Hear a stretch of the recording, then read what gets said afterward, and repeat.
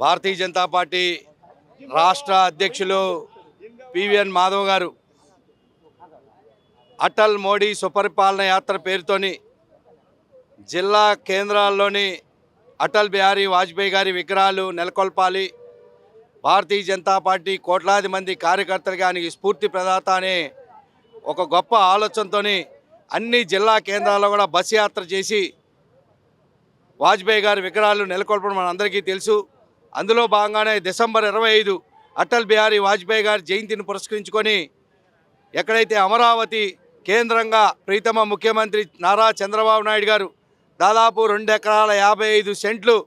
భూమిని అటల్ బిహారీ వాజ్పేయి గారి పేరుతో స్మృతి వనాన్ని నిర్మించడానికి కేటాయించిన నేపథ్యంలో అద్భుతమైన 14.5 అడుగుల విగ్రహాన్ని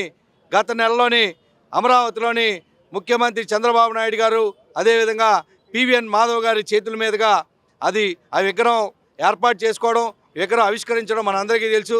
నెల తిరిగేలోపు మళ్ళీ జనవరి 25వ తారీఖు రథసప్తమిని పురస్కరించుకొని ఈరోజు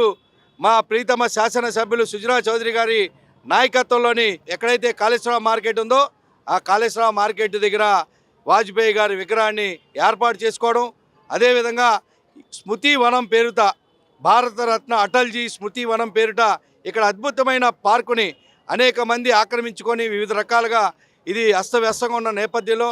ఒక ప్రణాళికాబద్ధంగా ప్రీతమ శాసనసభ్యులు సుజనా చౌదరి గారు ఇక్కడ స్మృతి వనాన్ని ఏర్పాటు చేసి విగ్రహాన్ని భారతీయ జనతా పార్టీ ఎన్టీఆర్ జిల్లా తరఫున వారి సహకారంతో ఏర్పాటు చేసుకున్నాం. తప్పకుండా అటల్ బిహారీ వాజ్పేయి గారి ప్రతి ఒక్కరి భారతీయుడికి కూడా స్ఫూర్తిదాయకుడు అని చెప్పి ఈ సందర్భంగా తెలియజేసుకుంటూ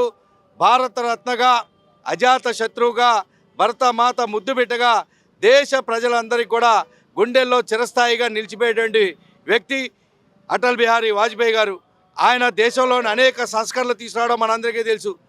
రోడ్డు హైవేస్ ఏ విధంగా ఆ టైంలోని దాదాపు 14,846 కిలోమీటర్ల 6 లైన్ల జాతీయ రహదారిని అభివృద్ధి చేయడం కానీ, ఒకే ఒక్క ఛానల్గా ఉన్న దూరదర్శన్ని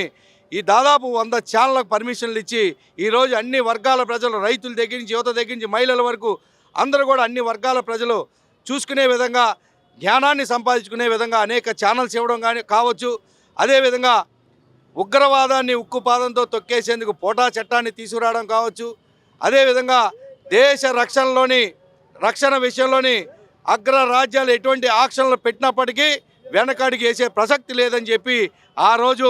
అనుప్రయోగాన్ని చేసి ఏదైతే ప్రపంచంలో అగ్ర రాజ్యాలకి అనుభవం ఉన్న నేపథ్యంలో భారత్ కూడా అగ్ర రాజ్యాల్లో ఒకటి అని ధైర్యంగా చాటి చెప్పినటువంటి అటల్ బిహారీ వాజ్పేయి గారిని దేశ ప్రజలంతా కూడా ఎప్పటికీ మరవలేదని చెప్పి తెలియజేసుకుంటూ ఆయన ఆశయ సాధన దిశగా భారతదేశంలో ఉన్నటువంటి కోట్లాది మంది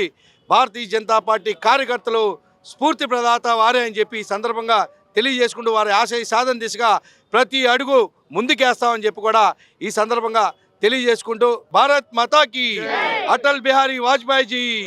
అమర్ రహే అటల్ బిహారీ వాజ్పేయి జీ సాధిద్దాం అటల్ జీ గారి ఆశయాలను.